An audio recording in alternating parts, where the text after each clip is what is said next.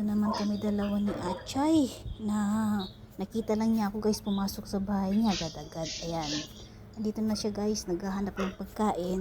At kahapon binigyan ko siya ng carrots. Ngayon naghahanap ako guys ng raspberry leaves kasi yan yung pinaka-paborito niyang pagkain. At saka yung saging namimiss niya. So maya konti punta ako sa palengke para bilang ko yung paborito ni Achay. Salamat guys sa mga nanonood sa video ni Achay at saka sa sumusuporta sa kanyang video. Thank you so much guys. Ako po ay isang baguhan lang dito bilang isang ganap na YouTuber.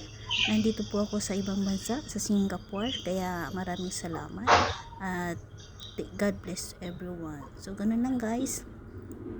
Dito muna siya ikot muna pansamantala habang naghahanap ng pagkain ang aking palalab Achay. Ayan. Thank you so much ng marami. And God bless everyone. Nandito na guys si Achay guys. Bye bye.